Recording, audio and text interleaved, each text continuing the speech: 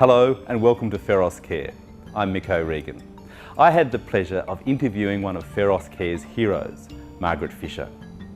Margaret is someone who redefines what it is to be active in your 80s. From the way she moves across a tennis court to how she celebrates being out and about, it's obvious that Margaret is someone who likes to keep on the go. In fact, she takes just a moment to sum up her position. I'm fitter now than I was in my 50s. And her advice to the rest of us? Well, you just have to keep doing. So with that kind of optimism and resolve, it's no wonder that at Feros Care, we regard Margaret as a Feros hero. I'm more at my prime at 80 because I can be fitter at 80 than I am at 55. You can be. I am, to be quite honest. I'm fitter now than I was 15, 20 years ago by a long shot. And once you're fitter, suddenly you feel better. There's a whole world out there. It's just so lovely to wake up each morning, get up and go, and just do. 1953, I played in the Wimbledon Tennis Championships. Oh, the All England tennis courts.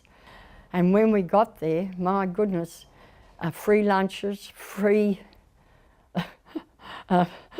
morning teas, free strawberries and cream, free trips in huge, beautiful cars being taken home after the game, being picked up and taken, in Daimlers, and I don't think they do it today, but we did it then. It was unbelievable.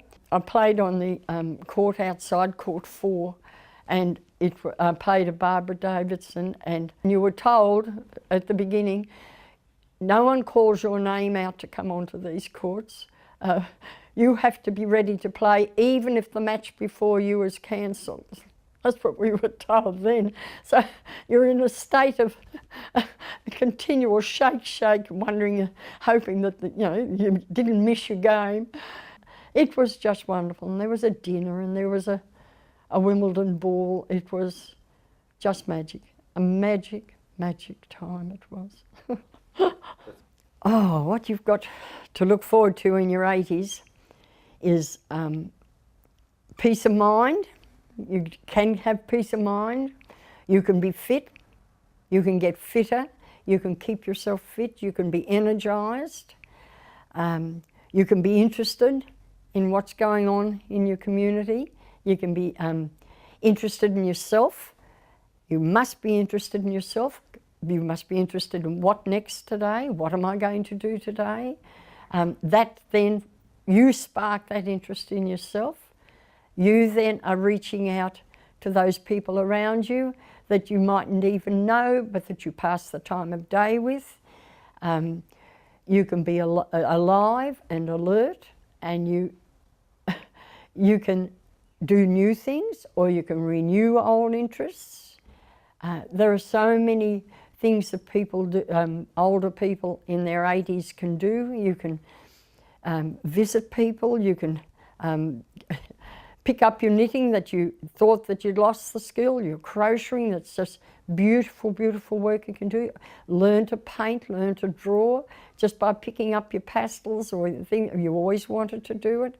You've just got to keep doing, though. This is what you've got to do. In my 80s now, the challenges I really like are, well, this is a challenge. Just sitting here, and I haven't done this one before. There's a little challenge. The challenge of keeping family together. That's a real challenge. Making sure that you keep the contacts going, that people realise that even though your children are all different and they have little axes to grind from the past and whatnot, that really it's totally unimportant. It's the link, it's the family that kind of, you always have someone who will support you, whether things are good or whether things are bad. You've always got someone that you can rely on. You mightn't want to go to them, but they're always there. I think that that's totally important. That's a huge challenge for everyone. A challenge to people who a challenge to the everlasting drive of parents with kids. I think that's an enormous challenge. Friendship is a different thing as you get older. You do come across people from the past every now and again. And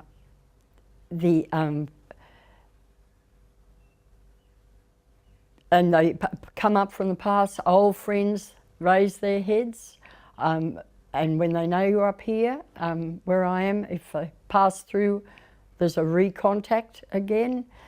I love being here too for my grandchildren, great-grandchildren.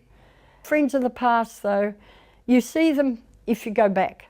If I go back to Canberra, I ring and contact. If I go to Sydney, I will ring and say a few words or have a cup of coffee.